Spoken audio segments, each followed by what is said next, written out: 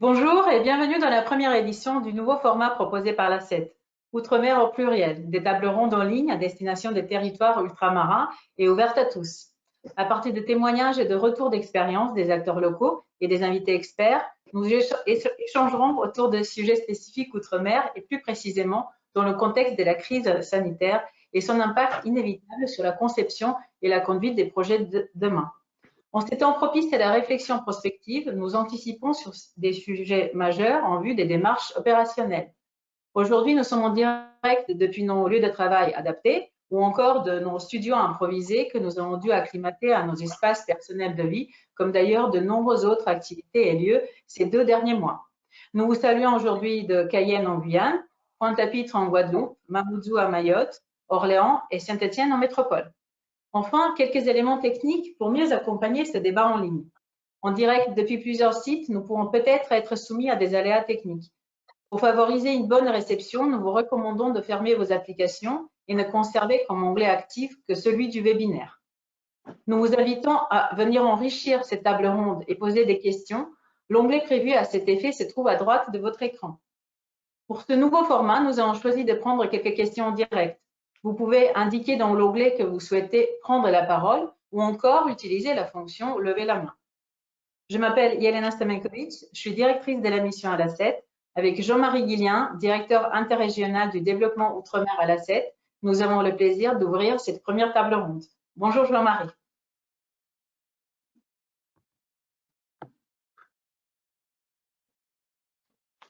Bonjour Yelena, merci pour cette présentation.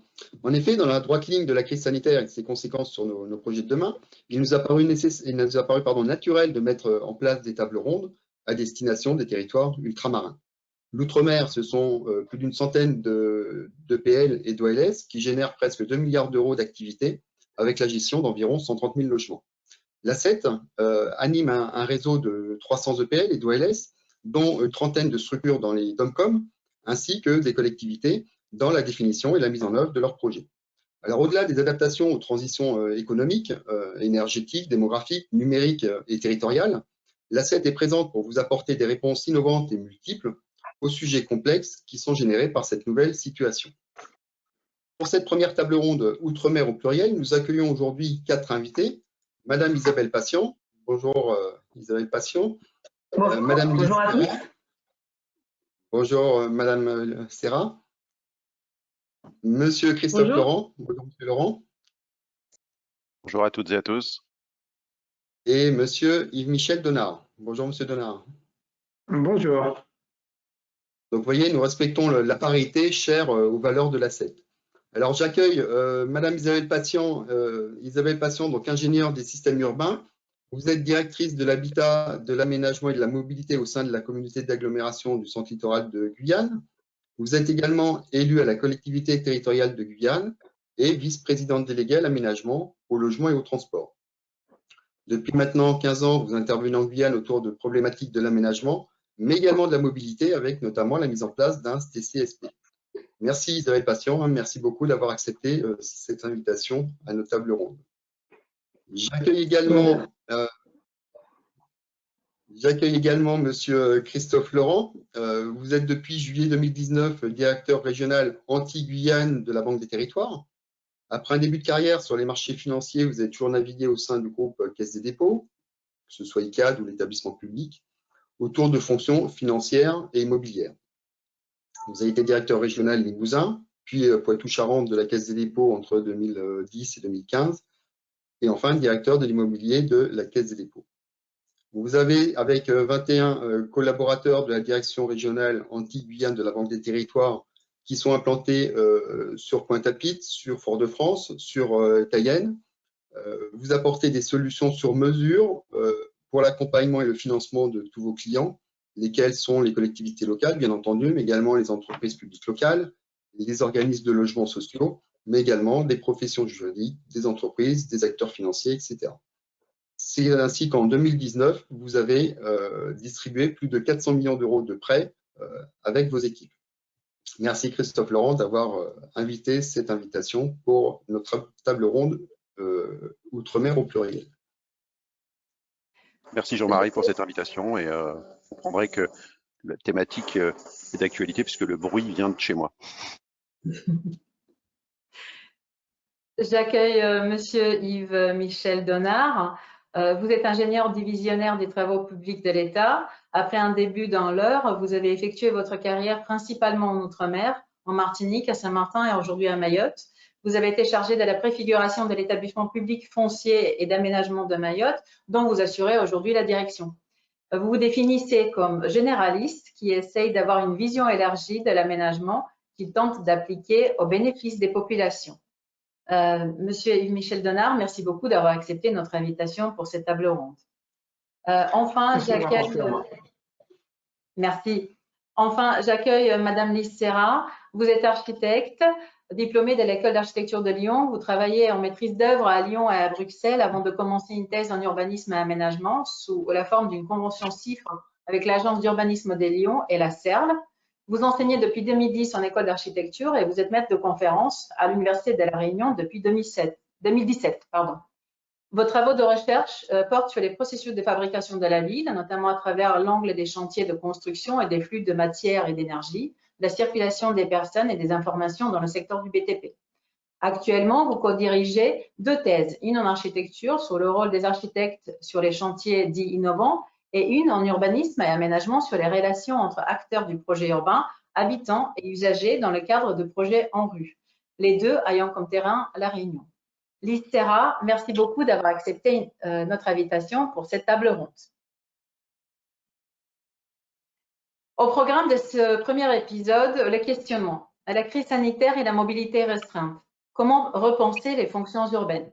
Nous avons changé d'échelle, notre regard évolue avec ce phénomène inédit.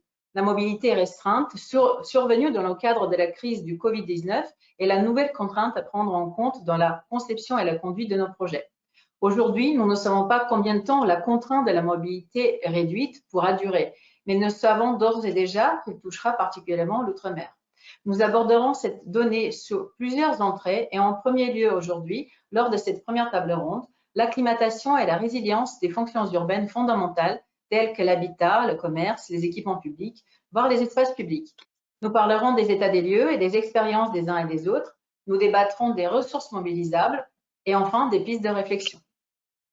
Première question pour ouvrir cette table ronde. Qu'est-ce que la mobilité restreinte comprend? Qu'est-ce qu'elle sous-tend? Selon vous, et plus particulièrement en lien avec vos territoires respectifs, comment peut-on la qualifier? Je laisse la parole à nos intervenants. Yelena, je veux bien commencer, mais j'espère que le son et les bruits autour vont permettre d'être intelligibles et je vais essayer de le faire à très haute voix. Mais la mobilité restreinte dans les échanges, quand vous nous avez sollicité pour réfléchir à cette thématique, nous, côté Banque des Territoires, on la voyait sur 2 axes. Évidemment, l'axe plutôt macro, territoire ultramarin versus métropole ou territoire ultramarin versus reste du monde. Et là, on touchait finalement essentiellement à des problématiques, des enjeux économiques, financiers, pas que évidemment, hein, mais en tout cas, c'était une vision très macro avec ce qu'on a pu entendre autour des problématiques, autour des avions, des flux du tourisme, des produits alimentaires et plus largement des biens importés et des effets sur, notamment pour les collectivités, sur l'octroi de mer. Puis il y a une autre manière de voir la mobilité restreinte que l'on connaît depuis quelques temps, c'est la mobilité restreinte à l'intérieur de notre territoire, à l'intérieur d'une ville, à l'intérieur d'une agglomération, où là, je pense qu'on touche essentiellement à l'humain, au lieu de vie, qui est depuis quelque temps devenu au-delà d'un lieu de vie, un lieu de refuge, un lieu d'étude, un lieu de travail, et finalement qu'on peut considérer aujourd'hui comme un bien de première nécessité. Et évidemment, un lieu qui doit également inclure les fonctions essentielles que sont le commerce, les équipements publics, sportifs, culturels que vous avez cités. Je pense que sur le territoire antillo-guyanais, ces 2 visions, elles ne s'opposent pas.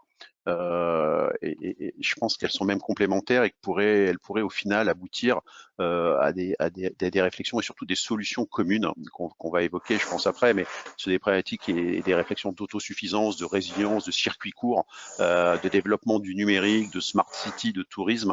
Voilà, donc côté Banque des Territoires, et encore une fois Banque des Territoires anti-Guyane, pour ce qu'on a connu, voilà, je pense que c'est finalement ces deux visions qui ne s'opposent pas, mais qu'il faudra arriver à concilier, à travailler ensemble pour aboutir à des solutions justement qui devraient répondre aux deux problématiques.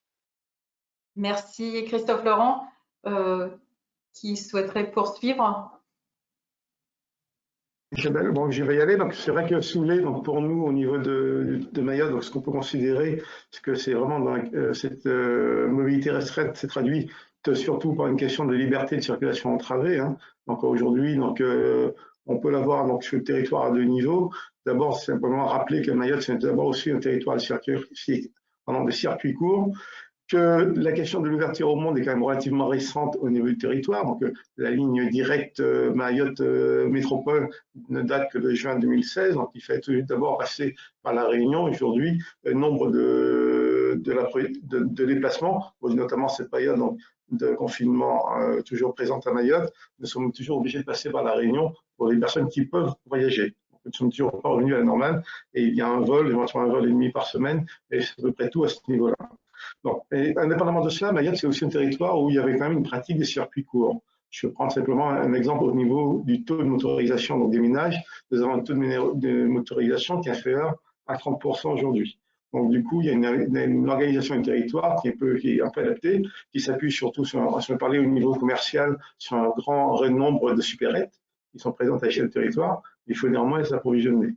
On sait que malgré tout, qu'il y a pu y avoir quelques circuits, mais il faut que les bateaux puissent arriver à Mayotte.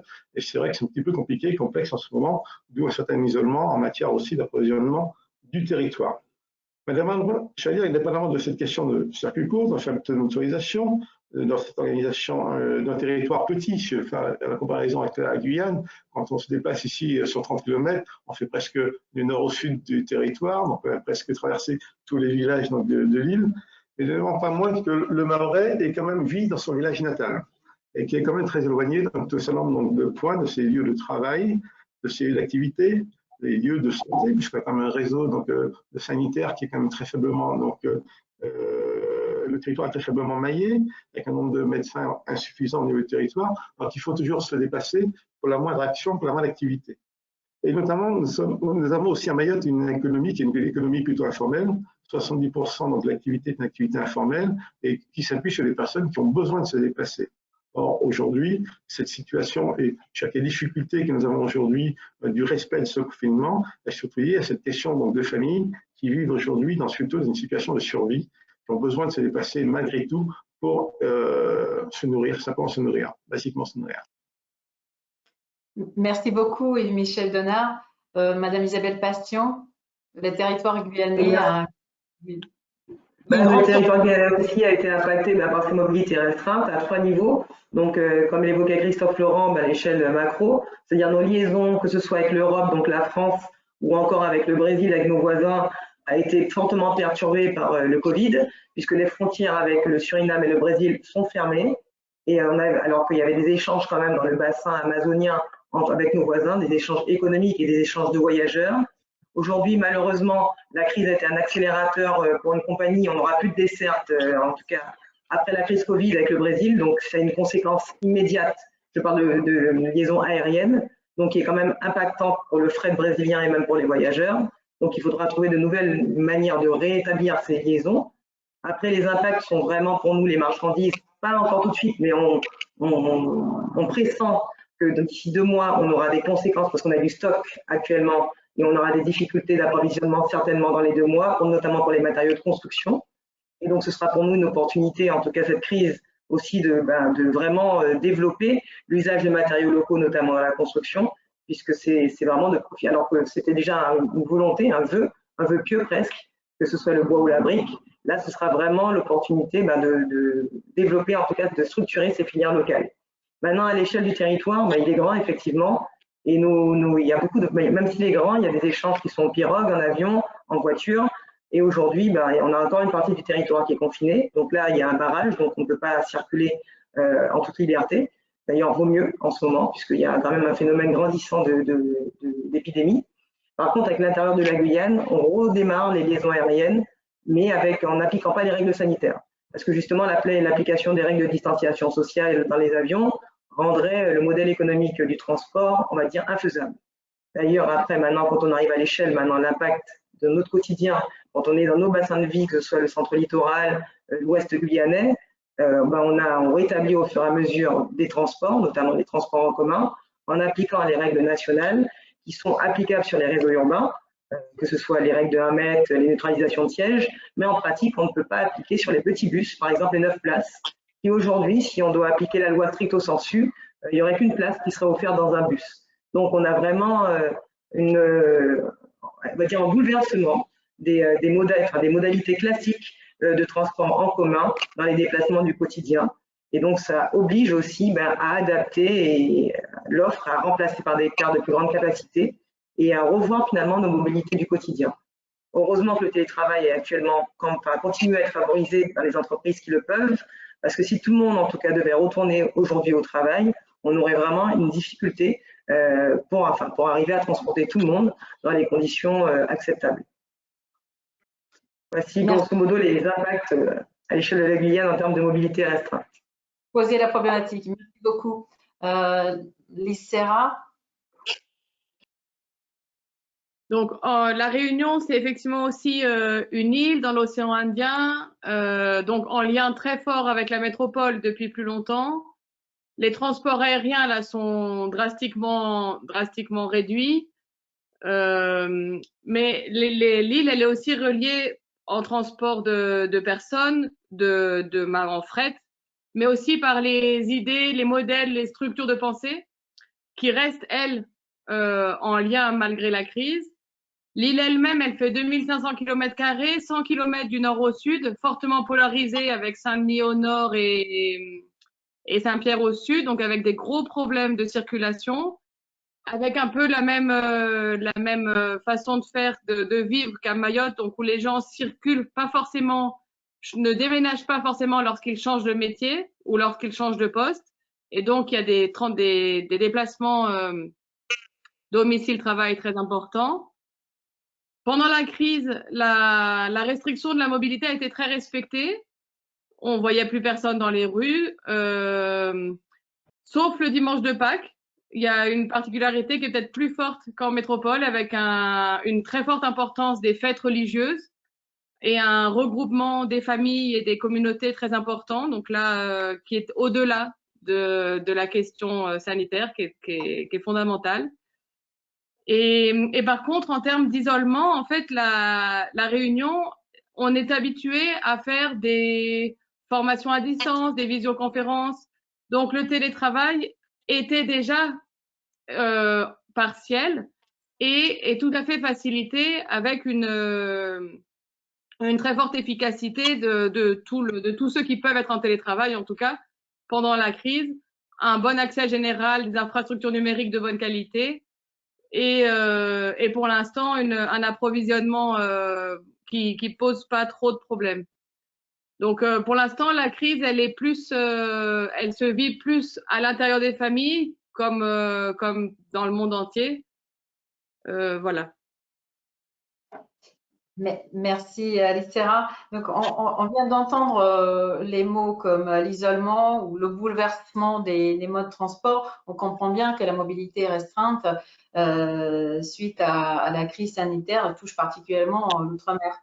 La question qu'on se pose aujourd'hui, c'est comment justement on peut anticiper sur cette autogestion imposée. Peut-on se saisir de cette contrainte pour activer justement les ressources locales? Madame Isabelle Passion, vous venez de citer des chantiers de construction jusqu'à, par exemple, la production alimentaire. Quelles sont les possibilités? Ce que je voudrais dire, c'est qu'on peut peut-être l'aborder de deux façons. La première, c'est de savoir ce qu'on peut l'éviter. Donc, à mon avis, ça commencerait déjà par essayer de comprendre l'origine de cette crise sanitaire que nous connaissons aujourd'hui. On parle beaucoup d'une crise environnementale, donc quelles sont les modalités, éventuellement d'intervention sur l'impact environnemental de l'action de l'homme. Est-ce qu'on peut éviter, réduire ou compenser, pour prendre des mots classiquement utilisés dans le domaine. Et la deuxième question, c'est éventuellement vivre et comment vivre avec. mais je pense que ça passe forcément par un changement de paradigme. Et ça porte sur l'aménagement, sur la question de déplacement, sur la question de la ville, et aussi sur la question des bâtiments. Donc, voici ce que je pourrais dire. Donc, une première vision. Donc, aujourd'hui, on pourra détailler un peu plus si vous le souhaitez, mais voici ce que ma première vision, ma première approche des choses. Je rejoins également sur la nécessité en fait de changer de paradigme, mais avec vraiment un changement de paradigme avec tous les équilibres qui seront sous-jacents, notamment les équilibres économiques. Parce qu'aujourd'hui, comme je l'évoquais tout à l'heure, il y a un enjeu, c'est une opportunité pour développer les ressources locales, notamment les matériaux. Pour nous, c'est vraiment le bois parce qu'on a la forêt et on est en train de développer des projets de sylviculture, on va dire, à grande échelle, des projets, on va dire, d'exploitation verte. Et en parallèle, il y a la filière brique qui se structure réellement. Aujourd'hui, tous ces matériaux n'étaient pas forcément utilisés de manière automatique dans la construction locale, ne serait-ce que par rapport à la disponibilité, la régularité, la disponibilité de la ressource, et après les coûts. Donc là, il y aura aussi un enjeu d'avoir des financements qui permettent d'accompagner justement cette production locale, et notamment avec des bonifications d'emprunt quand il s'agira d'usage de matériaux locaux qui auront des circuits plus courts. Et donc, je pense à la CDC qui pourrait accompagner, on va dire, plus fortement, on va dire, les bailleurs, en particulier dans le logement social. Mais au-delà donc de ces matériaux, ce sera maintenant même la cellule qu'il faudra peut-être revoir, la cellule du logement, parce qu'on a souvent parlé de mode d'habiter, de construire, en tout cas en Guyane, il y a eu beaucoup de débats sur avoir vraiment des logements qui soient en adéquation avec les modes d'habiter des familles, qu'elles soient sur le littoral, on va dire, sur des standards entre guillemets européens, ou alors plus dans l'intérieur de la Guyane, avec des modes de vie plus traditionnels. Maintenant, c'est vraiment, cette crise, c'est comment on se pose et qu'on arrive vraiment à mettre en place ces logements adaptés au mode de vie finalement, et non plus des modes d'habiter, de vie, puisque le logement demain aura peut-être plus de fonctions que ce qu'il avait aujourd'hui, donc une fonction que de transit, de week-end, de sommeil. Maintenant, ce sera un lieu de travail, c'est un lieu de vie, on va dire, au quotidien. Et même dans un immeuble, on en parlait tout à l'heure, avec une mutualisation éventuellement dans l'immeuble, d'avoir des cellules qui soient adaptées pour garder les enfants ou pour travailler, pour isoler les familles si elles ont besoin de télétravailler. Il y a vraiment, en tout cas, une opportunité vraiment de réfléchir à ces modes de logement et on bascule finalement des envies des études à vraiment de la conceptualisation en vue d'une réalisation. Mais ça va impliquer qu'il y ait vraiment un soutien financier parce que toutes ces mesures-là, elles auront un coût et un coût, un surcoût, on va dire, en termes de conception et de construction. Et par ailleurs, donc aussi pour les collectivités, qui dit télétravail demain et dit on change, on bouge moins, on protège mieux l'environnement, on est plus connecté avec du numérique. Derrière, ça risque d'impliquer des baisses de recettes fiscales pour les collectivités qui aujourd'hui, leur budget sont sur des recettes variables, notamment les taxes sur le carburant, la TSC ou le FIRT, ou encore l'octroi de mer sur la consommation. Si les personnes se déplacent moins, consomment moins ce genre de carburant, du coup, il y aura une baisse des recettes et donc des collectivités qui pourront moins financer leur fonctionnement. Donc, c'est le changement de paradigme, c'est vraiment une réflexion globale, en gros, de qu'est-ce qu'on fait, comment on le finance. Voilà. Merci beaucoup. Donc, la ressource locale. Monsieur Laurent. Il faut dire que l'utilisation du bois et de la brique, notamment pour Mayotte, de la brique en terre crue, va quand même dans le bon sens de la diminution de l'empreinte carbone au niveau des territoires. Donc, on est vraiment dans cette logique de changement de manière de faire. Parce que si c'est changé complètement à 100%, ou si c'est mieux d'utiliser un certain nombre de techniques qui existent aujourd'hui, on se retrouve un peu dans ce type de questionnement aujourd'hui. Ouais, je voulais rebondir sur ce qu'Isabelle évoquait, puisque et pour pas justement qu'on arrive à un fossé qui se creuserait entre la métropole et les outre-mer. Je m'explique par rapport justement à ce logement et cette adaptation du logement qu'on pourrait avoir entre les territoires de l'intérieur et le littoral pour prendre la Guyane, et pour faire une parenthèse entre la métropole et l'outre-mer. En fait, en métropole, on l'a tous vu à la télévision, à la radio, cette fuite un petit peu des métropoles vers des régions, vers d'autres territoires de l'Hexagone censés être plus agréables pour vivre le confinement. Et derrière, en fait, on générait plein de questions, d'interrogations finalement sur le développement de ces programmes Action Cœur de Ville, Petite Ville de demain, où finalement il ferait peut-être bon vivre une partie de la semaine, une partie de l'année pour échapper à on va dire, à l'écrasement que génère l'habitat dans les métropoles. Et donc, ça pourrait générer une réflexion sur l'habitat, une adaptation du parc, tous les enjeux autour du numérique pour le télétravail, et que finalement ça viendrait, j'ai envie de dire, accélérer encore les réflexions et l'investissement sur la France hexagonale, un petit peu au détriment de nos territoires ultramarins, en tout cas à minima sur le territoire anti-Guyane que je connais depuis un certain nombre de mois, où justement je pense que ce mouvement un peu pendulaire est évidemment beaucoup moins marqué, même si, comme l'évoquait Isabelle, il y a évidemment des gens qui ne déménagent pas, comme à Mayotte, qui ne déménagent pas quand ils changent de travail. Mais je voulais faire un petit focus là-dessus en disant, finalement, c'est attention à éviter de continuer à creuser cet écart, et c'est sans doute une bonne opportunité pour trouver un point d'entrée et pour que cette thématique du logement soit appuyée. Évidemment, la Caisse des dépôts et la Banque des territoires y veillera, évidemment, sur fonds d'épargne. Nous sommes le premier financeur justement du logement social et pleinement contributeur, j'ai envie de dire, dans les réflexions de son évolution. Sur l'outre-mer, pour reprendre cette outre-mer versus France hexagonale et métropole, je pense que c'est aussi, comme ça a été évoqué, une opportunité pour réfléchir plus fortement sur la valorisation de nos ressources locales. Alors, on parlait de circuits courts alimentaires.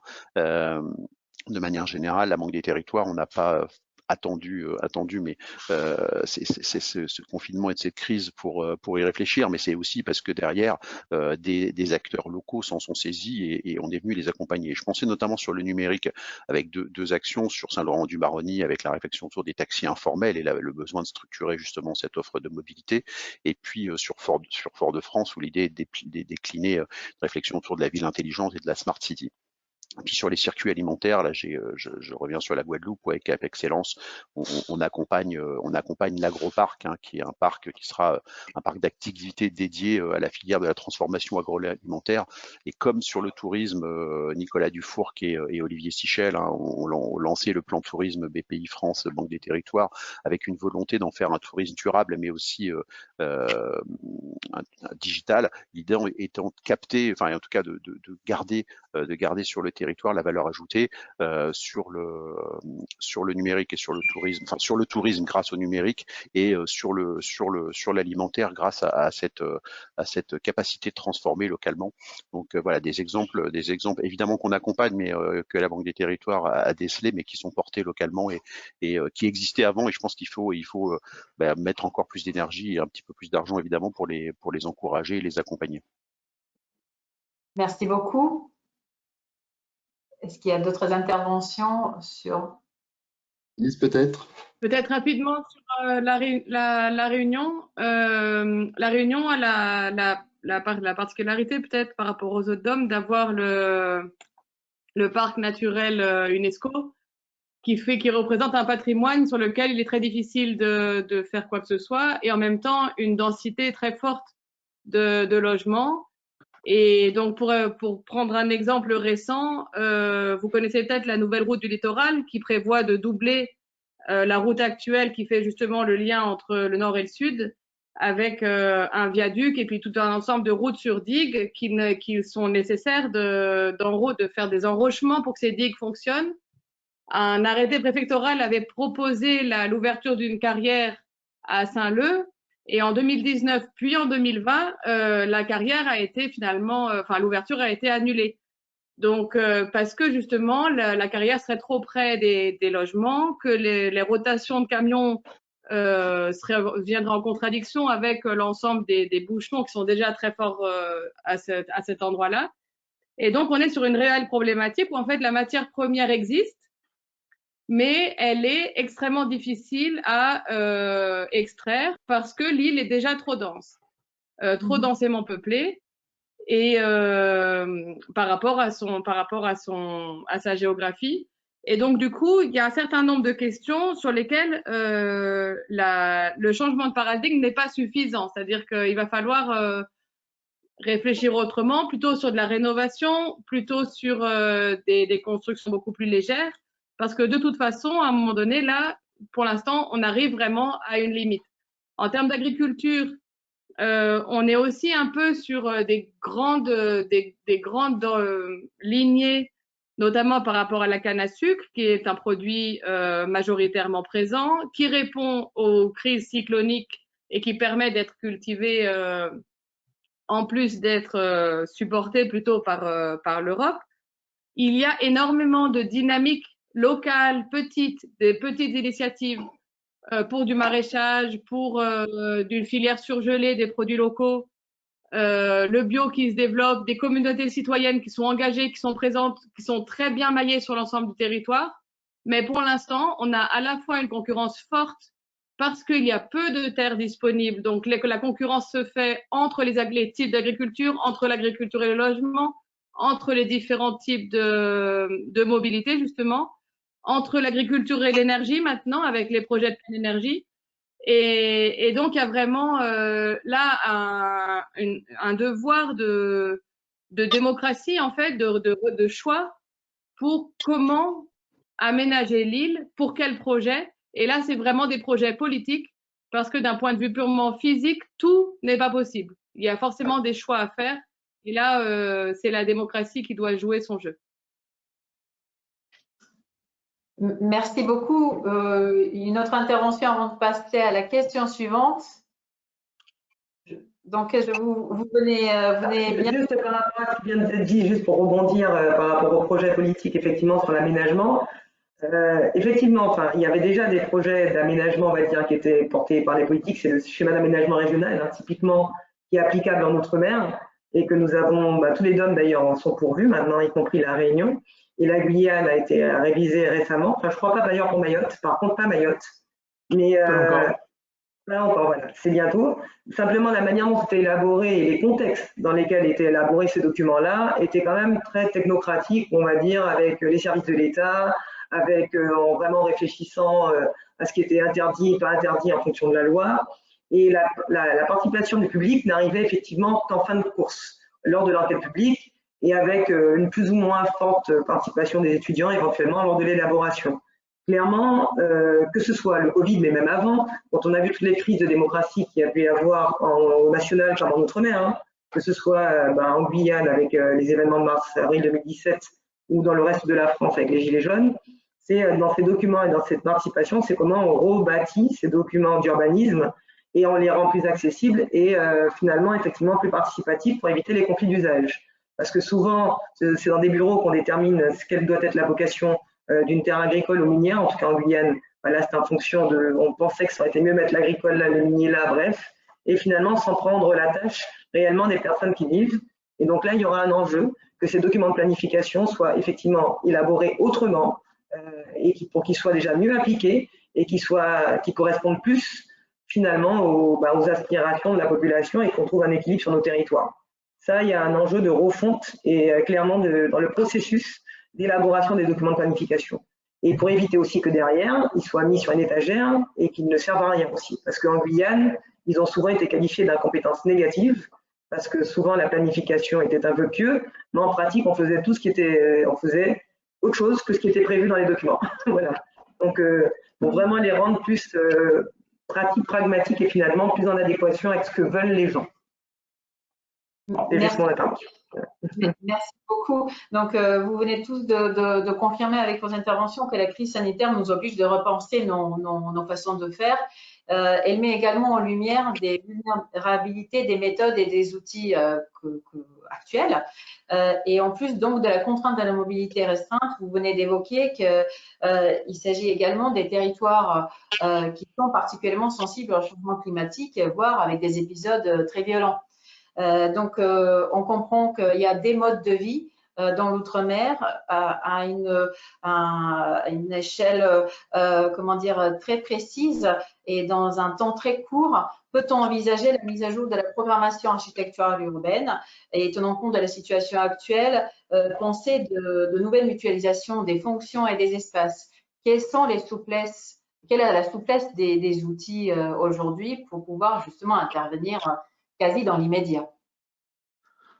Si vous voulez, pour prolonger un peu l'intervention d'Isabelle Passant, je dirais simplement déjà qu'à Mayotte, aujourd'hui, donc le SAR est en cours d'élaboration et que l'objectif est de travailler d'abord sur un projet de territoire pour élaborer et à partir de là voir quels sont les impacts et conséquences donc au niveau justement de la définition donc de la constructibilité donc de façon générale au niveau du territoire. Donc c'est vrai que cette démarche de projet est une démarche donc, qui est menée de façon partenariale et qui s'intègre aussi pour nous, établissements, dans un cadre de réflexion que nous portons. La première qui est celle donc, liées à la mise en place d'une opération d'intérêt national, donc décidée par le gouvernement, donc après les événements donc, de mai 2018 que nous avons connus, donc au niveau du territoire. C'est le premier point. Le deuxième point, c'est aussi le document, le plan de développement stratégique, donc porté par établissement, qui va pouvoir donc définir son intervention dans les 5 années à venir. Mais tout ça s'inclut est inclus pour nous dans une réflexion à une quinzaine d'années, donc ce que pourrait être le territoire. Nous restons dans cette démarche de projet et notre objectif est de voir comment on répond aux besoins de ce territoire. J'y réponds aux besoins de ce territoire pour donner quelques chiffres quand même au niveau du contexte que nous avons connu. Oui, on a eu une période difficile parce que c'est vrai que je le disais déjà à l'introduction, nos territoires souffrent d'un certain nombre de sous-équipements. Mais nous avons aussi des différentes particularités. Nous avons donc aujourd'hui 40% de l'habitat mahorais qui est de la case en tôle. Hein. Nous sommes une population des habitants qui vivent entre 4 feuilles de tôle, 5 feuilles de tôle, j'ai tendance à dire, 3 et 4 murs, et qui vivent parfois donc, entre 5 et 10 personnes dans ces 20-25 mètres carrés, qui n'ont pas accès à l'eau. 3 constructions sur 10 n'ont pas accès à l'eau. Et quand je parle de ne pas avoir accès à l'eau, nous sommes dans une situation où il n'y a pas de bande fontaine. Parce qu'on considère qu'il y a une bande fontaine qui est mise en place et à laquelle il peut avoir de l'eau avec une carte électronique magnétique rechargeable là-dessus au niveau du territoire, nous n'avons pas cet accès à l'eau directement. Nous avons à peu près 1600 familles qui vont chercher de l'eau encore dans les rivières, avec aujourd'hui un réseau de rivières qui concentre tout et des déchets et détritus au niveau du territoire. Donc c'est vrai qu'il y a beaucoup à faire, il y a pas mal d'éléments de réflexion qui sont partis, et nous avons la chance aujourd'hui justement de dire que à partir de ce qui a pu être fait à l'extérieur, c'est comment on peut faire mieux. Utiliser donc ce qui n'a pas fonctionné à l'extérieur pour ce qu'on peut s'appuyer. Donc on va parler, donc je vais reprendre un peu un certain nombre de termes qui sont des termes un peu bateaux. Donc on va parler donc de sortir de l'urbanisme linéaire, c'est de favoriser l'urbanisme circulaire, éviter l'étalement urbain. On n'a pas le choix. On n'a pas le choix. Parce que aujourd'hui, nous avons travaillé dans le cadre justement de l'EIN sur les besoins du territoire à l'origine 2050. En 2050, la population, tout le monde s'attend à peu près là-dessus, devrait être d'ordre de 500 000 habitants. En travaillant sur une base de densité de plus de 70 logements à l'hectare, pour les différentes raisons que je n'ai pas explicitées tout à l'heure, on n'arrive pas aujourd'hui à loger en 2050 l'ensemble de la population sur les terres identifiées comme étant constructibles, si on veut préserver du foncier pour permettre le développement de l'agriculture à l'échelle du territoire. Il s'avère que la particularité de l'établissement public foncier d'aménagement de Mayotte est qu'elle a aussi sa faire pour le territoire, comme mon homologue de Guyane. Donc, c'est-à-dire qu'aujourd'hui, on a aussi à prendre en ligne de compte cette partie liée au développement agricole de ce territoire. Il faut que la population de demain puisse aussi se nourrir, et d'autant plus qu'aujourd'hui, nous avons une population, une production qui permet d'alimenter à 90% les besoins, de répondre à 90% aux besoins du territoire. Mais nous avons des besoins, c'est du manioc, c'est les fruits à pain, c'est de la banane, essentiellement. Avec une évolution, une alimentation qui devrait évoluer au fil de l'eau, est-ce qu'on sera en mesure d'y répondre ou pas, et comment on fait évoluer cette agriculture, comment y répondre, notamment avec le développement, on dira, de cantines scolaires et autres. Donc, voici un petit peu, je vais faire donc, voilà, donc je peux m'étendre aux fusions là-dessus. Simplement pour dire qu'on a un contexte qui est très très particulier, auquel il faut trouver des éléments de réponse, mais qui s'appuie justement sur un développement équilibré et harmonieux de ce territoire. C'est 373 km². Je faisais un calcul rapide, c'est 6000 habitants sur la surface aujourd'hui identifiés comme étant constructibles, 6000 habitants km², donc surface identifiée comme étant constructible aujourd'hui sur le territoire, 98% du territoire étant concerné par un risque naturel. Donc simplement pour dire qu'il faut trouver le moyen, donc justement, de mieux construire, de reconstruire, de réutiliser ce qui existe, de faire la ville sur elle-même. Je reviens là-dessus, j'excuse beaucoup avec mon homologue donc de Guyane. Lui, il est sur une base plutôt de 30 logements à l'hectare. Nous sommes entre 70 et 120 logements à l'hectare, en fonction des hypothèses qui sont prises dans le cadre de notre IN. Merci. Vous faites bien de souligner cette interaction entre les outils à long terme, donc une planification à long terme et des outils qu'on peut convoquer d'ores et déjà aujourd'hui. Donc, comment en fait on fait cet ajustement. Donc, très intéressant, problématique. D'autres interventions sur la souplesse des outils aujourd'hui et peut-être à un moyen et long terme par rapport à la programmation architecturale urbaine et la mutualisation des espaces, donc en lien avec des modes de vie, la question qu'on avait déjà abordée sur Lumière, je pense. Juste pour pour continuer sur la même lancée, c'est que le retard aussi en Guyane est bénéfique parce que ça permet, notre retard permet d'éviter de commettre les erreurs qui ont pu être commises par ailleurs. Et donc on a aussi une opération d'intérêt national qui est sur le territoire, une opération d'intérêt national multisite, hein, donc qui touche 9 communes de la Guyane et qui va permettre de produire 21 000 logements sur les 10 prochaines années, sachant qu'il en faut 40 000 en Guyane pour loger tout le monde. Donc, en tout cas, il y a une opportunité. Cette OIN était l'opportunité c'était déjà le cas, hein, d'avoir un modèle d'aménagement qui soit pensé dans le sens de la ville équatoriale durable. Maintenant, en plus de cette préoccupation qui était la première au niveau de l'établissement public d'aménagement de la Guyane qui est en charge cette opération, enfin, ces opérations d'ailleurs, maintenant, ce sera d'arriver à intégrer avec les architectes, avec tous les donneurs d'ordre, hein, l'État, les banquiers, les collectivités, comment finalement, au-delà de la ville équatoriale durable, donc avec l'eau, avec les matériaux, c'est maintenant comment on repense ces fonctions en se disant que demain ça peut réarriver, enfin on pourrait se retrouver peut-être éventuellement reconfiné. En tout cas, le monde a changé, on est plus dans des préoccupations de vouloir limiter nos déplacements. Il y a une prise de conscience environnementale aussi qui est quand même assez forte. Il y a eu un petit accélérateur, on va dire, grâce à la crise Covid de certaines préoccupations. C'est comment finalement, cette OIN, on rajoute cette dimension-là, que ce soit dans la conception des bâtiments, dans la conception des espaces publics bien sûr, et profiter dans la cellule logement. Ça, j'insiste que la cellule logement, on profite pour, avec les architectes, quels que soient nos territoires d'ailleurs, on arrive à développer des modèles pour qu'il y ait au moins un balcon. Franchement, ça c'est des choses qui ne sont pas automatiques dans les logements, par exemple, sociaux en Guyane, au moins un espace, une connexion avec l'extérieur, ça c'est la base. Et dans les logements, maintenant aussi dans les logements individuels groupés, qu'on réfléchisse à prévoir des espaces qui soient des espaces isolés au-delà de la chambre. Enfin, s'il y a vraiment, en tout cas, c'est des pistes, mais c'est vraiment qu'il y ait des groupes de travail vraiment avec les bailleurs, avec l'État, avec les architectes, pour qu'on puisse vraiment penser à un nouveau modèle. Et dans les espaces publics et même dans les espaces, on va dire, dans les équipements publics qui vont être construits, ça c'est un enjeu vraiment au niveau des collectivités, des aménageurs et des bailleurs aussi, hein, qui nous accompagnent, c'est arriver à faire des équipements publics finalement plus évolutifs. Et pas forcément un équipement public tel que c'était le cas, qui avait une vocation, on va dire, d'être un centre culturel ou alors d'être, bref, des fonctions séparées, même s'il y avait des envies, on voit en France où il y a des maisons de services publics, en Guyane, en tout cas, on en est loin, hein, on est loin de ces équipements publics mutualisés. Là, je pense qu'il y a un enjeu à accélérer, à les mettre en place, adapter à nos besoins, d'avoir ces espèces, c'est pas forcément des maisons de services publics, mais en tout cas, ce sont limite, ce seraient des carnets modulaires, enfin, je caricature, mais de trouver quelque chose qui soit adapté finalement à notre environnement et qui permette d'accepter, d'accueillir plusieurs fonctions urbaines et même pour le développement économique des sociétés, éventuellement en start-up, bref. En tout cas, il y a ces réflexions-là vraiment qu'il faudra accélérer avec l'ensemble des acteurs de notre territoire. Merci beaucoup. En complément, alors déjà rebondir sur ce qu'évoquait Isabelle, parce que sur le sujet des maisons France Service, je crois que, alors vous savez que la Banque des Territoires et la Caisse des dépôts plus largement accompagnent l'État dans le déploiement des maisons France Service. Je crois qu'il y a une initiative un peu originale, c'est une pirogue France Service, je crois, sur Saint-Laurent-du-Maroni, sur les villes du fleuve. Plus largement, la Banque des Territoires, enfin je voulais pas intervenir en premier, parce qu'en général, on a plutôt vocation à accompagner et pas faire à la place d'eux.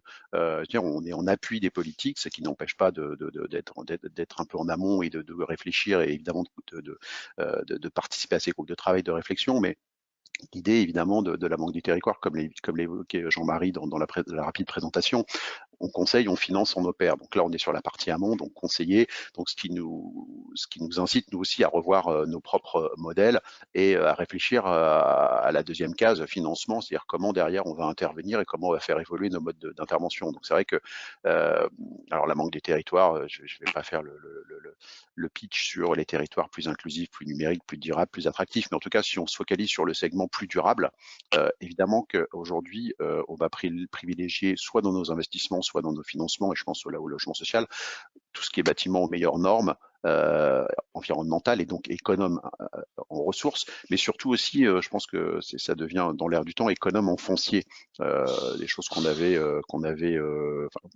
un petit peu sous-estimé, même si je pense notamment, enfin, pour avoir été chez ICAD et suivre l'actualité, et ils ont été les premiers promoteurs à sortir un bâtiment finalement réversible, hein, tertiaire versus habitat et habitat versus tertiaire, et quand on sait la complexité, notamment sur les sujets IGH entre les deux typologies de bâtiments, on voit toute la complexité du dossier, et il y a encore du travail devant nous.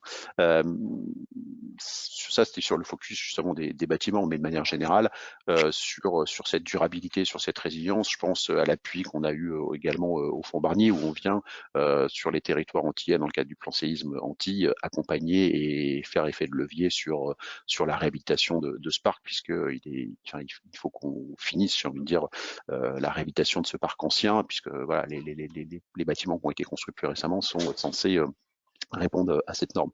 De manière générale, voilà, tous nos financements sont, on va dire, on essaye d'être à l'écoute et proactif quand on peut pour que l'offre qu'on puisse mettre en face soit en adéquation avec ce que j'entends là, et notamment sur l'axe aussi des territoires plus inclusifs, où l'accompagnement des acteurs locaux. Et là, évidemment, c'est pas que les collectivités, c'est les bailleurs, quels qu'ils soient, hein, organismes de logements sociaux, mais aussi tous les acteurs de l'économie mixte. On est évidemment actionnaire, prêteur, banquier, et on se doit, j'ai envie de dire, de répondre à ces besoins qui sont exprimés par ces outils, évidemment sur le parc social, mais sur tout le scope du logement spécifique, et on reboucle avec cette mutabilité, et avec ce besoin justement de mettre en cohérence l'ensemble des besoins. Et je pense aux jeunes travailleurs, je pense aux étudiants, je pense aujourd'hui aussi aux femmes en détresse. On accompagne les opérations avec la LEFPA sur la Martinique, aux personnes âgées. Donc comment toutes ces briques peuvent fonctionner ensemble, et c'est aujourd'hui on est vraiment très vigilant dans les financements et dans les opérations qu'on accompagne sur cette imbrication et cette cohérence à l'échelle territoriale, certes, mais aussi à l'échelle des plaques et des lieux de vie et des espaces de vie. Merci beaucoup, et peut-être une dernière intervention avant de passer à la question suivante, parce que le temps passe. Donc, Lysera, peut-être si vous voulez intervenir sur la…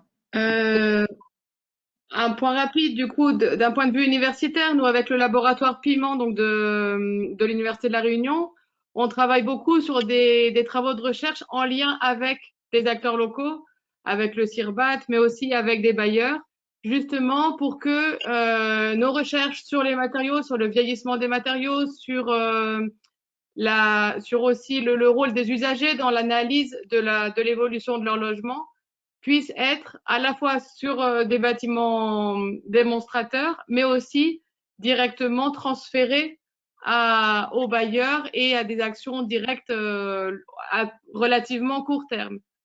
Ensuite, une spécificité dont on discutait en aparté avant sur La Réunion, c'est la place de la Varangue, qui est cette terrasse couverte ouverte, qui est actuellement extrêmement plébiscité par l'ensemble des habitants, en fait, qu'ils soient des métropolitains qui arrivent à La Réunion ou des Réunionnais qui sont à La Réunion. Cet espace qui est un peu entre l'intérieur et l'extérieur, qui sert de pièce de déconfinement chez soi, est actuellement extrêmement mis en valeur, y compris par les bailleurs sociaux, notamment à l'occasion de rénovation de bâtiments, de rénovation thermique, où la Varangue devient un modèle d'une typologie de logement d'hier et de demain. Et donc là, on est sur effectivement des idées simples, efficaces, qui permettent de penser un logement, une unité de logement meilleure pour des familles qui sont avec des compositions diversifiées. Voilà, c'est ce que je voulais dire. Merci beaucoup. Merci. Je te laisse la main sur les questions suivantes. Oui, alors effectivement, on parle de cellules de logement à revoir, de s'adapter au mode de vie, on parle de Varangue. Alors, malgré tout, on constate des décalages. Alors, décalages qui existaient peut-être même déjà avant la crise sanitaire, mais la crise n'a fait qu'accélérer, va peut-être permettre d'accélérer le changement. Et se posent d'autres problématiques. On a parlé du financement, mais par exemple, les objectifs de développement durable et leurs possibles contradictions avec les mécanismes financiers actuels ou encore les modes de vie et la programmation architecturale versus justement les surfaces utiles comme base de politique de financement ou de subvention, est-ce qu'on ne pourrait pas parler de nouvelles façons de faire? Est-ce qu'on peut parler de nouvelles façons de faire sans prendre en compte l'évolution ou à minima la souplesse de l'approche juridique? Disons qu'actuellement, en tout cas, il y aurait une opportunité pour l'approche juridique, c'est de profiter des conférences logement outre-mer en déclinaison du plan logement outre-mer qui a été revu par l'État, donc la nouvelle version qui a été initiée l'an dernier de mémoire, hein, et donc avec un document général, qui est général, donc autant dire qu'il ne sert pas, personnellement, il ne sert pas à grand-chose directement pour la Guyane, mis à part fixer les enveloppes financières, mais maintenant il y aura des conférences par territoire et où l'État doit réunir tout le monde et on doit co-élaborer finalement un document qui va non seulement parler des normes, qui va de la programmation déjà, de la typologie de programmation de logement sur le territoire et les besoins à venir, et après de voir en financement combien on doit mettre en place, et derrière les normes. Donc s'il y a une fenêtre de tir, où je pense que là, il y a qu'il faut saisir, il faut profiter de cette période-là des conférences logement outre-mer pour demander justement à ce qu'on puisse intégrer la variante que vous évoquez. Je n'ai pas la réponse en Guyane, mais il me semble que c'est une disposition particulière à La Réunion où que ce soit d'un point de vue fiscal ou d'un point de vue de financement, alors que nous, ça n'est pas du tout une obligation. En tout cas, en Guyane, même si c'est une obligation, elle n'est pas respectée puisqu'elle n'existe pas dans les logements de manière automatique. Hein. Donc ça, c'est quelque chose qu'on va vérifier. Mais en tout cas, c'est vraiment l'opportunité de modifier ces normes, d'intégrer des normes maintenant aussi qui soient plus favorables pour le locataire, de déroger à des normes qui soient en lien avec les modes de vie locaux. Bref, en tout cas, c'est maintenant ou jamais qu'on peut faire jouer sur les limites et profiter de ce qui nous est offert par l'État pour pouvoir améliorer la condition. Voilà. Pour moi, c'est maintenant ou jamais en tout cas. Et le Covid est un bon prétexte pour tout ça aussi, pour avoir une meilleure écoute et de dire que si demain tout le monde devait rester chez soi, il vaut mieux qu'il reste dans des bonnes conditions plutôt qu'il reste dans des endroits où on a été complètement inégaux les uns vis-à-vis des autres. Hein. Ceux qui avaient des maisons avec terrasse, avec jardin, j'en parle même pas. Bon, c'est plus confortable que la personne qui est clairement dans un endroit exigu et qui n'avait même pas un balcon pour pouvoir prendre l'air. Et ce, d'autant plus si la vie à domicile peut contribuer à produire de la valeur. Donc, il faut bien pouvoir voir dans quel cadre et quel contexte donc, on peut évoluer. Pour parler de valeur, donc c'est vrai qu'en plus, pour Mayotte en particulier, mais je pense que pour d'autres territoires aussi, nous avons des problématiques liées au coût de la construction. Mayotte, donc d'une façon générale, je prends le cas de l'aménagement, notre territoire qui m'est cher, qui est celui de la Martinique, nous avons des coûts donc, globalement d'aménagement et de construction qui sont quasiment 2,5 fois supérieur à ceux que je pratiquais, donc, auxquels j'étais confronté à la Martinique. Donc c'est vrai que c'est aussi un frein, un gros handicap pour nous au niveau du territoire. Donc ça fait partie des éléments. Donc est-ce qu'il faut profiter de cette crise pour reposer un certain nombre de questions? Je sais que des sujets, on en a parlé tout à l'heure, Lise parlait tout à l'heure pour la Réunion, donc la problématique des carrières. Donc nous avons très peu de carrières en Mayotte aujourd'hui, il y en a que 2 qui ont la réputation d'être arrivés au bout de leur capacité de production. Il y a quand même des réflexions qui ont été faites au niveau du territoire et qui permettraient donc de mettre en avant, de créer, d'ouvrir d'autres carrières de très très gros potentiel. Alors, en même temps, il y a la question de justement environnementale, donc comment la faire pour concilier les deux. Est-ce qu'on va chercher du caillou au Grand Comore, donc à côté, parce qu'ils ont du caillou qui est disponible, mais il y a la traçabilité, l'impact carbone qui vient jouer là-dessus. Donc on a quand même beaucoup d'interrogations pour nos petits territoires, de voir comment on arrive à faire. Dans le cadre de nos travaux, on veut essayer de valoriser tout ce qui est matériaux chez eau sourcée. Donc, on a parlé du bois tout à l'heure, mais on a très peu de bois. Donc, ici, nous, sur Mayotte, est-ce qu'on peut utiliser de façon différente un peu un bois qui est considéré comme étant une espèce invasive et qui est le bambou? Il y a eu le raffia qui était utilisé à l'instant T, mais qui a disparu donc aussi dans l'environnement local. Est-ce qu'on peut justement profiter un peu des nouveaux modes de faire vivre la nouvelle construction de la ville, à la fois pour développer donc l'agriculture urbaine, je crois là-dessus, sur le complément alimentaire, mais surtout au complément de revenus pour certaines familles, donc sous toutes les formes qu'elles peuvent avoir, que ce soit sous forme de jardins partagés et autres, mais aussi l'agroforesterie urbaine qui peut aussi permettre de lutter contre les îlots de chaleur dans les centres-villes, avec pourquoi pas des matériaux qui ont un développement rapide et qui pourraient quelque part donc, contribuer à la fois à atténuer l'impact de la chaleur dans les centres-villes, mais aussi peut-être permettre de produire donc, des matériaux donc, à l'échelon local. J'ai perdu un peu le fil de ma pensée. Oui, je reviendrai tout à l'heure, désolé. Sur les sujets financiers, je veux bien intervenir, enfin, puisqu'évidemment, on voit passer un bon nombre d'opérations, qu'elles soient sur du logement, mais de manière générale, je pense qu'on a un scope assez large sur les territoires ultramarins, côté Banque des Territoires, sur ce qui se fait, donc, ce qui permet aussi d'être en capacité d'alerte auprès des pouvoirs publics et de l'inadéquation éventuelle, à un moment sur la LBU en face des logements sociaux. D'une part, voilà, on a des prix qui s'échelonnent entre 1800 et 2000, 2200 euros. Donc, on peut aussi à un moment alerter quand on voit des choses qui sont un peu incohérentes ou en tout cas au-dessus du coût et essayer de comprendre, enfin chercher à comprendre pourquoi ces déconnexions. Après, le deuxième, je pense, valeur ajoutée qu'on peut avoir aussi auprès des services de l'État, c'est à un moment expliquer que les besoins des territoires sont ce qu'ils sont, évidemment, en termes de, je parle notamment sur, enfin, j'ai pas en tête la répartition Guyane exacte entre du logement locatif très social et du logement locatif social, mais on sait que nos territoires ont plutôt besoin de très social pour être en cohérence avec les capacités de loyer des populations. Et derrière, on a à un moment un équilibre macroéconomique dans les équilibres d'opération et dans la gestion locative qui ne tient plus.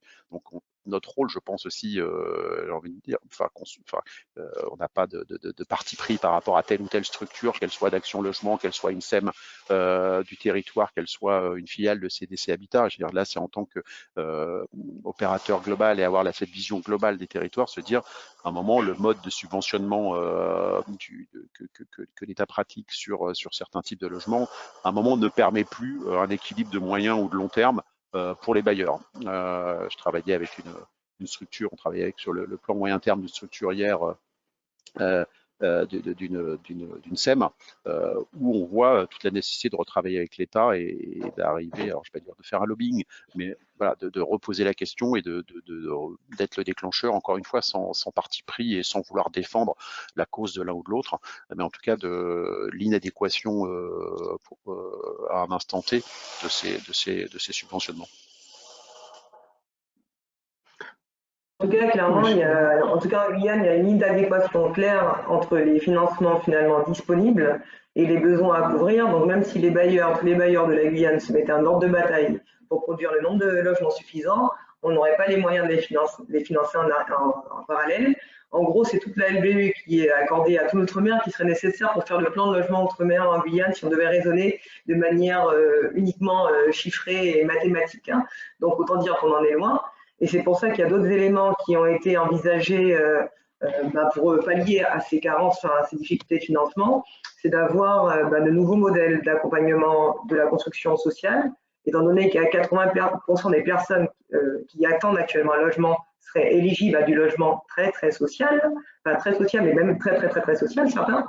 Et donc du coup, ce serait d'arriver à vraiment mettre en œuvre des programmes dont on parle depuis très longtemps, c'est l'autoconstruction encadrée, où il ne s'agirait pas qu'un bailleur intervienne et construise en lieu et place de la personne, enfin pour la personne, mais qu'on trouve un modèle financier pour pouvoir accompagner cette construction qui existe, hein, c'est l'informel, mais en gros on la rend légale. On identifie une parcelle et donc là il y a des réflexions sur des offices fonciers solidaires, notamment en Guyane, dans l'ouest guyanais où il y a une forte pression migratoire, une forte pression de construction et un solde naturel très très intense. Et donc, du coup, il y a des réponses en nombre à apporter en nombre de logements. Et donc, cet office foncier solidaire sera expérimenté. Et pour essayer aussi de réduire le coût de la construction sur le volet foncier, donc la charge foncière serait nulle. Par contre, et les matériaux, ce serait des subventions, donc un mécanisme qui n'existe pas vraiment, qu'il faudra mettre en place pour accompagner directement le foyer pour construire un logement. Et finalement, la subvention serait peut-être moins importante que celle d'un logement social classique. Donc, ça permettrait finalement ces deux modèles-là, donc le modèle de logement qu'on connaît social, avec un modèle de logement, on va dire, plus hybride avec des offices fonciers solidaires, pour apporter des réponses et juguler finalement un phénomène d'habitat spontané qui est vraiment très important en Guyane. On a 40 000 personnes actuellement qui habitent dans des logements informels, grosso modo. C'est estimé à 40 000 personnes, parce qu'il n'y a pas des enquêtes fines, sur 300 000 habitants. Donc, vous voyez, c'est beaucoup. Bon, pour revenir à Mayotte, donc c'est vrai que nous sommes sur 39 000, à peu près un peu moins de 39 000 constructions justement en habitat informel, donc 15 tonnes, hein, donc sur l'échelle du territoire. Donc, c'est vraiment pour remettre un peu les chiffres. Oui, ce que je vais dire donc, tout à l'heure, donc je poursuis si vous me permettez, c'est vraiment pour dire que oui, l'objectif, c'est de pouvoir jouer sur les coûts donc, initiaux. Et c'est vrai que je pensais, donc je parlais de carrière tout à l'heure, mais je ne m'interdis pas donc, de proposer aux élus du département de travailler sur un projet donc, de carrière publique, donc, ce qui pourrait permettre d'avoir une maîtrise du coût de la production. Aujourd'hui, les carrières sont détenues par 2 grands groupes qui n'ont pas forcément la même vision, la même visibilité du développement du territoire, les mêmes intérêts, dirons-nous. Moi, chez les bailleurs sociaux qui m'expliquaient que les constructeurs les bailleurs sociaux m'expliquaient qu'ils ont eu un coût du carriou qui a augmenté quasiment de 50% en un an et qu'ils n'avaient pas à s'expliquer la raison de. Et donc, c'est vrai qu'on est très tributaire. Donc, le cas de nous, de la question d'aménagement, puisque pour construire, il faut pouvoir aménager, nous avons des ambitions, l'ambition de pouvoir faire en sorte que toutes les constructions, y compris l'habitat informel, puissent l'être, mais sur un terrain équipé, aménagé. Ça permettrait de quelque part de préserver globalement notre environnement. C'est un peu l'ambition que nous avons. On revient sur la notion de parcellacénie qui existait à un moment donné en Guyane, qui était portée par Félix Schmitt à l'époque. On revient un peu sur ce type on a beaucoup de similarités avec la Guyane. Hein. Donc je dis, mais si, indépendamment de la taille du territoire, j'échange beaucoup avec mon homologue, donc Denis Giroux. On échange beaucoup à ce niveau-là et on sait qu'on a les mêmes problématiques et les mêmes solutions à l'instant T. Donc nous, aujourd'hui, on a mis au point à travailler au niveau de l'établissement sur une construction à 50 000 € pour 70 mètres carrés à peu près. Pour les sorties, elle existe. On va en développer une trentaine donc, prochainement, donc la 4900 pour un centre d'hébergement. L'objectif, donc, on arrive à une conclusion avec le préfet de Mayotte que ce n'était pas forcément de l'autoconstruction qu'il fallait pouvoir faire à ce coût-là, c'est un coût à l'entreprise. On peut essayer de quelque part de contribuer au développement de l'économie donc solidaire, des entreprises solidaires à l'échelle du territoire, et ce qui permettrait donc d'ouvrir des créneaux, de pouvoir nous permettre de démultiplier de façon plus rapide et éventuellement avec dans le cadre éventuellement pour nous, ce qui nous concerne, une certaine forme de sécurité. J'entends ça la sécurité parce que l'objectif pour nous, c'est de pouvoir mettre parfois ce logement en location. Nous sommes à la recherche aujourd'hui donc, de la maîtrise d'ouvrage d'insertion qui pourrait quelque part être propriétaire de ces biens et qui sont des biens qui seraient mis en location avec un coût de location qui est estimé aujourd'hui pour nous autour de 100 et 150 € chargés, donc eau et électricité incluse. C'est un peu les objectifs qui nous permettraient quelque part de lutter aussi contre le développement des marchands de sommeil à l'échelle du territoire et qui permettent donc de loger dans des conditions un peu plus saines la population donc, au niveau de ce territoire. Donc développement d'économie solidaire, développement aussi, donc réduction, jouer sur le coût donc, de production des matériaux et autres. Donc voilà. Avant pour dire, je parlais tout à l'heure du village relais comme envisage de faire. Nous allons nous appuyer, nous, sur un organisme de formation, justement, pour réaliser dans le cadre de marché d'économie solidaire ces constructions, ces centres de logement qui vont permettre d'abriter ces familles.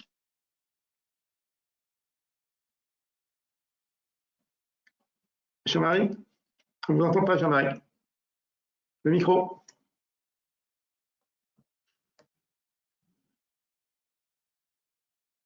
Je vais prendre la dernière question alors. Vous m'entendez? Oui. Oui. C'est bon, on entend. Donc, l'échange, le débat est vraiment passionnant. Le temps passe, donc on va essayer de passer à la dernière question avant de prendre une ou deux questions. Effectivement, on comprend bien que réinventer les outils sera indispensable. Oui. Pardon. Vous m'entendez? Non. Ça parle un petit peu robot en fait. Non. Je prends la dernière question. Donc, on comprend qu'il ne faut pas lier les contraintes et les conséquences évoquées. Donc, vraiment, question simple, directe. Quels acteurs autour de la table? Si on peut faire un tour de table avec vous, quels acteurs autour de la table?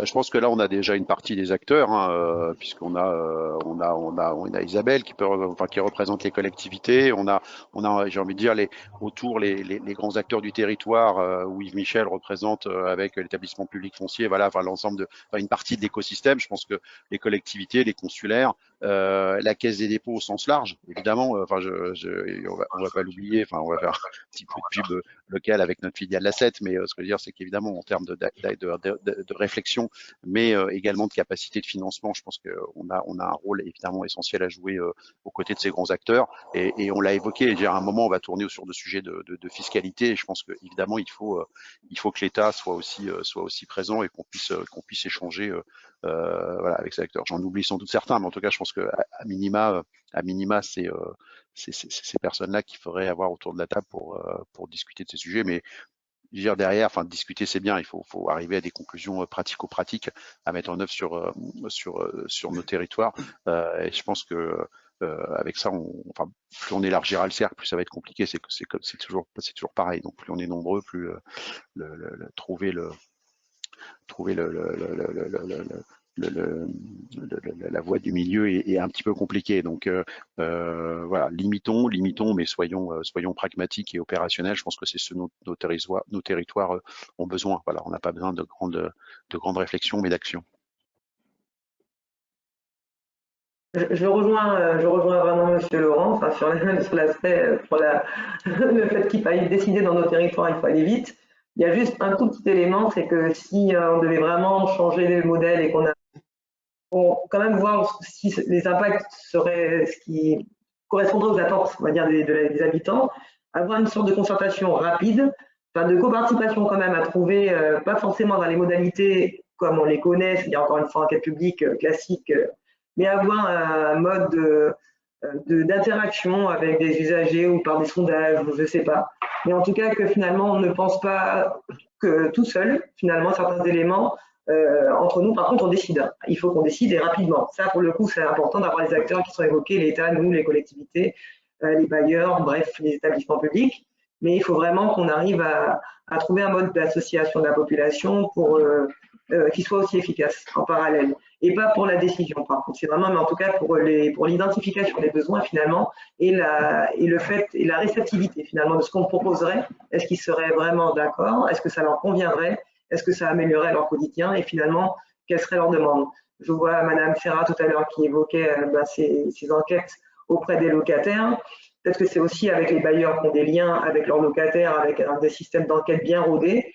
Est-ce qu'il n'y aurait pas des petites enquêtes, des micro-enquêtes comme ça à mener pour avoir cette parole de l'habitant, entre guillemets? Ouais. Quand j'évoquais collectivité, juste pour rebondir, quand j'évoquais collectivité, c'était au sens élu et ce qu'ils représentent, et donc les populations tertiaires qui sont censées représenter, et donc avec porter la voix des territoires et des demandes évidemment des habitants et des usagers de ces territoires. Donc j'entends les élus, les aménageurs, les bailleurs sociaux, la concertation auprès des usagers. Est-ce qu'on oublie les architectes urbanistes, les chercheurs, l'ICERA? Il y a tous les professionnels, donc alors, à mon avis, moi, j'ai pas de temps sur... Vas-y, Élise. Je prends la parole. Donc, les chercheurs, oui, mais surtout, en fait, il me semble qu'aujourd'hui, en tout cas à La Réunion, les associations d'habitants ou les habitants, les usagers, représentent vraiment des acteurs nouveaux. Ils sont motivés, ils sont là. Il faut les inviter autour de la table. Ils sont déjà organisés pour la plupart. Il faut absolument les inviter. Alors effectivement, à trouver des façons de faire. C'est ce sur quoi je travaille moi au sein du laboratoire Piment en tant que une des seules sociologues, on va dire, sciences humaines dans un laboratoire de physique du bâtiment. Et un point aussi qui est très très important à La Réunion et qui me semble fort aussi par rapport à vos discours en Guyane et à Mayotte, c'est que La Réunion, c'est une île extrêmement métissée. On s'en vante, où se rencontrent et se côtoient des modes de vie variés qui sont très malaisés à normaliser dans leur diversité. Et pourtant, c'est bien à cette diversité-là que les constructeurs doivent répondre. Et donc, effectivement, il faut agir, mais si on arrive à agir de façon peut-être plus fine à un moment donné, et je rebondis sur vos propositions de faire participer les habitants à la construction même, il me semble que là, on peut arriver à intégrer cette diversité de vie. Et là, on l'a vu avec le Covid, que d'une famille à l'autre, les réponses de chacun, la résilience de chacun est très différente, y compris au sein d'une même culture ou même d'une même famille. Et donc, il faut absolument prendre le temps d'aller vite, peut-être aussi. Et puis, un point aussi sur lequel on se regroupe sur les DOM, c'est la qualité du patrimoine naturel. Et donc, peut-être, à La Réunion, donc l'UNESCO fait que ce patrimoine est rentré dans les mentalités, mais peut-être qu'il existe des acteurs qui sont garants de cette prise en compte, qui pourraient être invités plus souvent, des écologues, des historiens du patrimoine, des géographes, des biologistes, qui pourraient amener de l'innovation réelle, profonde, à la pensée des typologies de logement. Donc, je crois qu'il y a des réponses à trouver à court terme, mais qu'à moyen terme et à long terme, il faut vraiment inviter des gens différents autour de la table si on veut penser autrement. Ouais, je pense que je partage tout à fait cet avis. C'est vraiment ce que je voulais, un point sur lequel je vais insister, qu'il va falloir faire changer nos modes de lecture, d'écriture du territoire. Chaque aujourd'hui, donc nous travaillons au niveau de l'établissement aussi. Nous sommes en mode de construction, donc je vous disais tout à l'heure qu'il essaie de trouver les meilleures réponses. Donc j'ai un conseil d'administration, notamment un président qui a aussi une vision relativement large donc, de ce qu'est l'aménagement et qui lui a beaucoup œuvré en région parisienne. Et sa écriture, sa lecture pour nos territoires, c'est voir que je partage complètement, c'est voir comment on arrive à l'écrire de façon différente, à réfléchir de façon différente. Je veux dire, donc on travaille beaucoup avec les IRD donc en ce moment, c'est de recherche et développement, et notamment avec des personnes qui sont basées, qui travaillent beaucoup sur l'Amérique du Sud. Donc Medellin et autre chose, donc, qui conduisent beaucoup de réflexions. Et c'est vrai que ça nous permet d'avoir une autre approche, une autre sensibilité vis-à-vis de cette partie lecture du territoire, donc la compréhension du territoire pour mieux l'écrire. Parce que moi, je suis martiniquais, vous avez compris, d'origine, donc c'est vrai que je n'ai pas la sensibilité du mahorais, je n'ai pas les codes de lecture du mahorais. Je pense simplement chez les problématiques, moi, donc aujourd'hui, dans l'aménagement de façon générale, je partage avec vous, simplement, quel est le rôle et la place de l'espace public dans la vision du mahorais. Est-ce que c'est celle que nous avons, nous, en Martinique, je dirais que la vision européenne aussi de cet aménagement, de cette partie du territoire, et comment il écrit et pourquoi il n'est pas respecté, entre guillemets. Et donc, qu'est-ce qui fait, pourquoi on a raté, est-ce que c'est ce qu'ils attendent ou pas.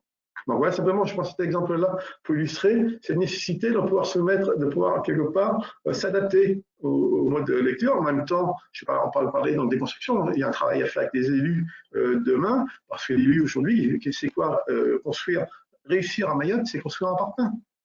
Or, nos territoires aujourd'hui, la métropole, c'est comment on construit en BTC, c'est comment on construit tous les matériaux qui étaient utilisés avant à Mayotte, il n'y a pas très longtemps, qui ont été décriés et dont on ne veut plus. C'est le bois, c'est le... Voilà.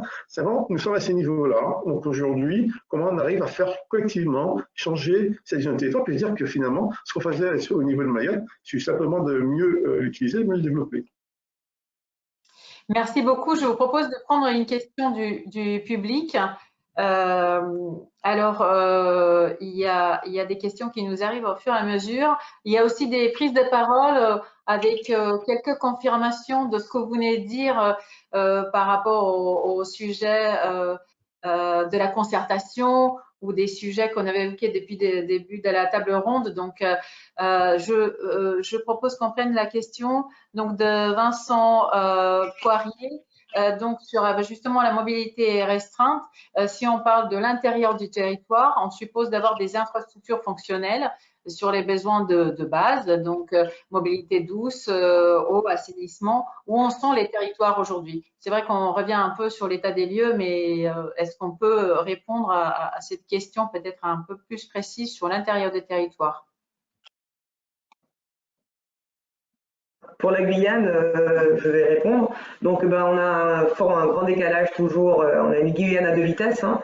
Il y a une vraie fracture avec une faiblesse de l'accès à l'eau potable dans l'intérieur de la Guyane. Donc, il y a 32 000 personnes qui n'ont pas, 32 000 personnes qui n'ont pas accès à l'eau potable, on va dire, en direct dans leur robinet. Par contre, il peut y avoir des grandes fontaines, contrairement à Mayotte et pas systématiquement.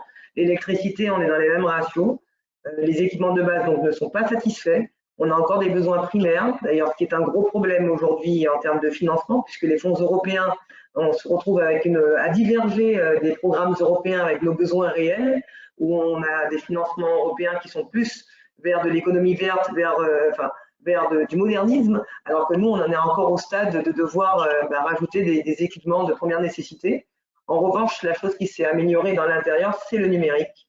Même si on n'arrive pas encore à des standards du littoral, mais on a réussi avec avec une société publique d'aménagement numérique à pouvoir couvrir les écarts de la Guyane, les 17 écarts que nous avons de villages isolés, que ce soit des villages amérindiens ou bushnangais, avec des connexions via les satellites. Donc on a vraiment, selon les réseaux et selon les besoins, on a de véritables disparités. En tout cas, on est toujours en retard. Ça, c'est clair. Et pour rattraper ce retard, seuls des plans, on va dire des plans massifs. Hein. Il y a déjà eu des tentations, mais des tentatives, pardon. Il y a eu des tentations aussi, hein, mais des tentatives de pouvoir y remédier, mais malheureusement, souvent, les financements ne suivent pas derrière, parce que les montants sont pharaoniques. Et je vous dis vraiment, notre problème actuellement, c'est les fonds européens, et d'avoir vraiment l'article 349 des régions ultrapériphériques. Si on pouvait l'utiliser pour pouvoir appliquer et adapter les fonds européens réellement aux besoins de nos territoires, on aurait moins de difficultés, en tout cas pour la Guyane. Voilà. Oui, on comprend qu'il y a les actions, les outils juridiques et le financement, le trio qui va ensemble, et en face, on a des acteurs. Donc, c'est un peu ce qu'on comprend de vos interventions. Oui. Un décalage à réduire. Oui. En tout cas, il y a un acteur pour nos territoires qui est fondamental, dont on n'a pas beaucoup parlé, qui est l'Europe, donc je profite. Hein. Et l'Europe, franchement, il y a un enjeu, hein, c'est que l'Europe, je ne sais pas avec le Covid, hein, pour le coup, qu'il devienne vraiment moins technocratique, que les procédures soient moins lourdes et qu'elles soient plus accessibles. Parce que sincèrement, pour faire sur cette programmation européenne, pour déposer un dossier, et surtout si c'est un grand projet européen, avec les allers-retours avec Jaspers, tous les systèmes, on va dire, qu'ils ont à côté pour verrouiller toute leur chaîne d'octroi de financement, à la fin, c'est un frein. Donc, c'est quand même dommage qu'un système qui est censé faire effet levier pour les territoires puisse être un blocage, source de dépenses d'ingénierie qui seraient pas forcément nécessaires parce que le besoin, il est là quand même. Il faut surdémontrer la nécessité de l'investissement européen. Et donc, pour moi, ça, c'est un problème. Et j'espère qu'avec le Covid, sincèrement, l'Europe va devenir moins technocratique, moins administrative et plus accessible, en tout cas, aux territoires ultramarins. Merci beaucoup. Il nous reste, juste pour vous prévenir, il nous reste 7-8 minutes pour finir. Soit on apporte une réponse complémentaire à cette question, mais j'aimerais bien quand même qu'on fasse un dernier tour de table avec vous. Est-ce que Yves-Michel Donard, vous voulez juste compléter la question? Juste, on peut dire que je s'abonne complètement dans le sens, donc Isabelle Patient, hein, nous avons quand même une problématique, et la même problématique financière et de financement surtout à l'échelle du territoire, mais à laquelle il faut rajouter une autre problématique qui est celle donc, des procédures ici.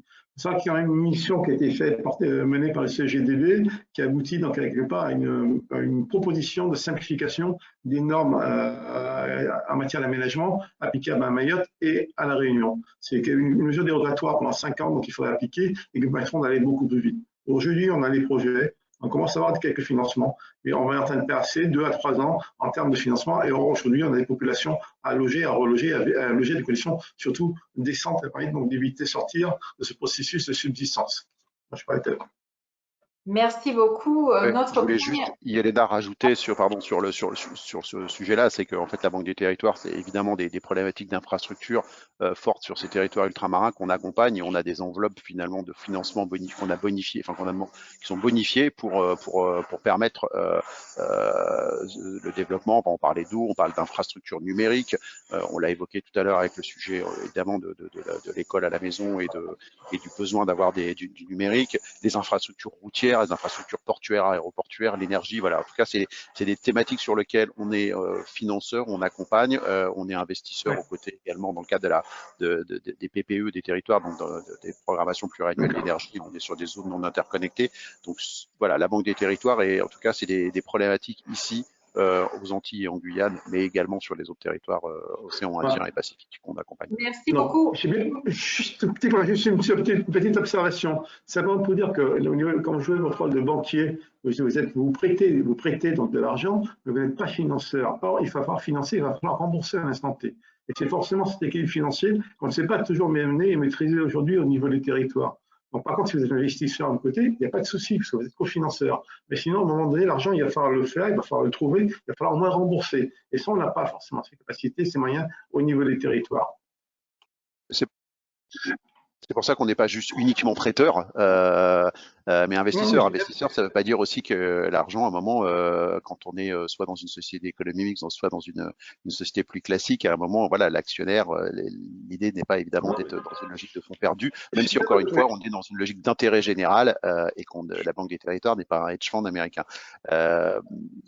Mais nous sommes d'accord, il faut arriver aussi à trouver des cofinanceurs, mais à un moment ou à un autre, il faut de toute façon trouver un modèle économique. Je veux dire, et il faut sans doute trouver d'autres acteurs dans le financement. Enfin, quand on parle de numérique, évidemment, c'est des besoins.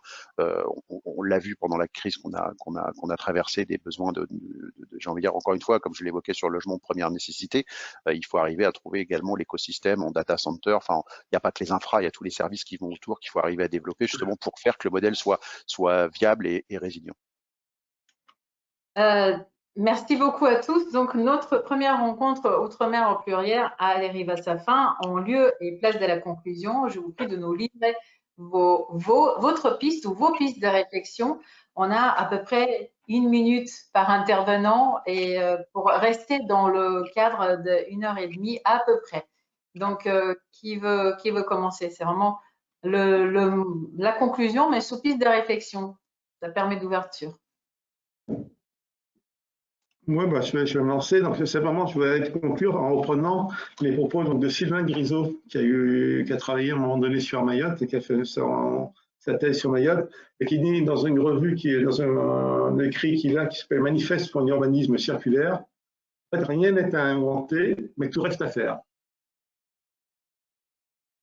Merci beaucoup.